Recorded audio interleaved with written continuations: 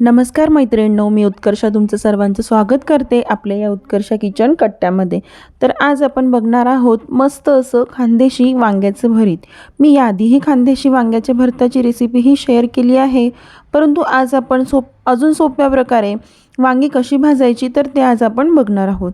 तर चला रेसिपीला आपण सुरुवात करूया। तर बघा, तुम्हीही गावाकडून जर वांगी आणत असणार तर अशा प्रकारे तुम्ही न्यूजपेपरमध्ये जर वांगी अशी बांधून आणली आणि वांगी आणल्यानंतर सुद्धा ती अशीच न्यूजपेपरमध्ये बांधून जर तुम्ही फ्रीजमध्ये न ठेवता वरतीच अशी ठेवली तर अगदी फ्रेश असे आपले वांगे हे राहतात। तर आज आपण काहीतरी वेगळ्या प्रकारे आपण हे वांगीही भाजणार आहोत। वांगी घेताना नेहमी लक्षात ठेवा, वांगी ही वजनाला हलकी लागायला हवी, अशाच प्रकारची वांगी आपल्याला ही बाजारातून आणायची आहे। त्याचे भरीत हे खूप छान असे लागते। तर इथे बघा, आपण गॅसवर तवा ठेवला आहे। तर तव्यावर आपण आता वांगी भाजणार आहोत। तर त्यासाठी बघा, वांग्यांचे हे जे साल असतात तर ते आपण हे काढून घ्यायचे। सुरीने तुम्ही अशा प्रकारे उभ्या चिरायांना या पाडून घ्यायचे आहे, म्हणजे वांग आपलं आतपर्यंत मस्त असं भाजलं जातं। किंवा तुम्ही वांग्यांना अशा प्रकारे होलही पाडून घेऊ शकताय। तर आता आपण या वांग्यांना वरतून तेल हे लावून घेणार आहोत, म्हणजे आपले वांग्याची साल हे अगदी सहजच निघते।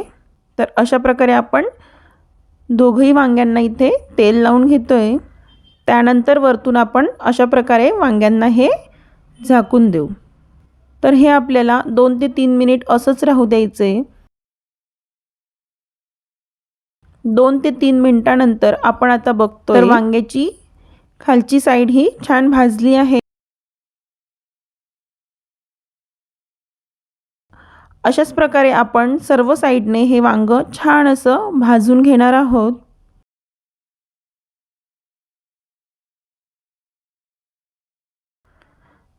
वांगी आपली भाजली जात आहे तोपर्यंत आपण वांग्यांचा ठेचा हा तयार करून घेणार आहोत। तर मी इथे 3 वांगी घेतली होती। तर त्यासाठी बघा, मी इथे 9 ते 10 बारीक हिरव्या मिरच्या घेतल्या आहे।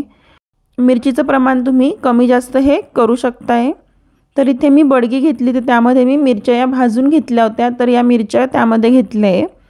त्यानंतर इथे मी 8 ते 10 लसूण पाकळ्या घेतल्या आहे।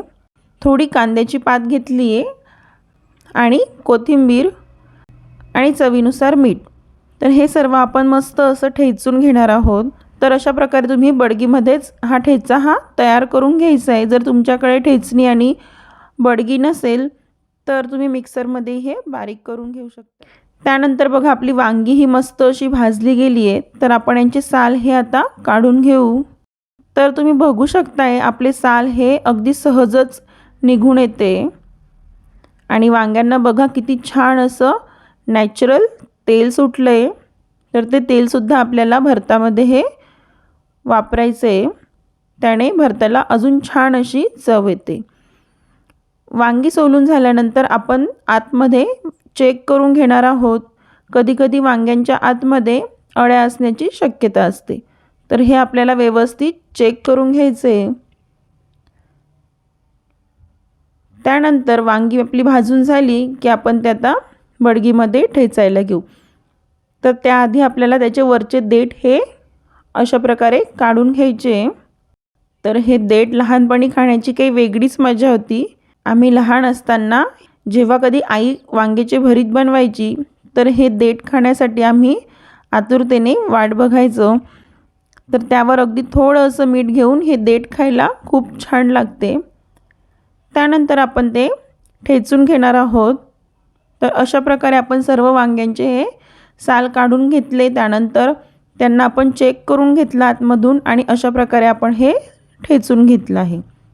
तुमच्याकडे ठेचणी आणि बडगी नसेल तर तुम्ही परातीमध्ये सर्व वांगी घेऊन अशा प्रकारे पावभाजीचं स्मॅशर असेल तर त्याने आपण स्मॅश करून घेऊ शकतोय, किंवा मग तांब्या हा प्रत्येकाच्या घरामध्ये असतोच, तर तांब्यानेही हे छान आपण ठेचून घेऊ शकतो।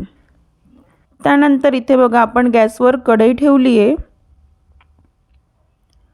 आणि कढईमध्ये आपण आता थोडं तेल घेतलं आहे। त्यामध्ये मी इथे बघा या जाड मिरच्या घेतल्या, तर त्यांना उभे हे काप लावून घेतले आणि त्या मी मिरच्या छान तळून घेणार आहे। तळून घेतल्यानंतर मिरच्या हे आपण एका प्लेटमध्ये काढून घेणार आहोत। त्यानंतर त्याच तापलेल्या तेलामध्ये आपण भरताला फोडणी देणार आहोत। तर इथे बघा मी जिरे मोहरीची फोडणी दिली आहे। त्यानंतर कढीपत्ता टाकला आहे आणि थोडी कांद्याची पात, त्यानंतर शेंगदाणे घालायचे आणि याची मस्त अशी आपल्याला फोडणीही तयार करून घ्यायची आहे। फोडणी तयार झाली की त्यामध्ये आपण ठेचून घेतलेलं भरीत ॲड करायचे। मीठ आपण मिरच्या बारीक करतानाच यामध्ये घातले होते, त्यामुळे आता मीठ घालायची आवश्यकता नाही आहे। तर हे भरीत आपण छान असं तेलामध्ये आता परतून घेऊ। त्यानंतर ज्या मिरच्या आपण तळून घेतल्या होत्या तर त्यामध्ये आपण थोडं थोडं मीठ भरून घेणार आहोत आणि त्या आपण भरतामध्ये ॲड करू। या मिरच्या आपल्याला भरतासोबत खायला खूप छान अशा लागतात। तर भरीत आणि पुरीचा खूप छान असा बेत होतो किंवा तुम्ही कणण्याच्या भाकरीसोबतही भरीत हे खाऊ शकताय। तर बघा आपलं मस्त असं चमचमीत खानदेशी वांग्याचे भरीत हे तयार आहे। तुम्हीही नक्की करून बघा। रेसिपी आवडली असेल तर कमेंट करून नक्की सांगा आणि आपल्या चॅनलला अजूनही सबस्क्राईब केलं नसेल तर चॅनलला सबस्क्राईब करा। तर भेटूया आपण अशाच पुढच्या रेसिपीमध्ये।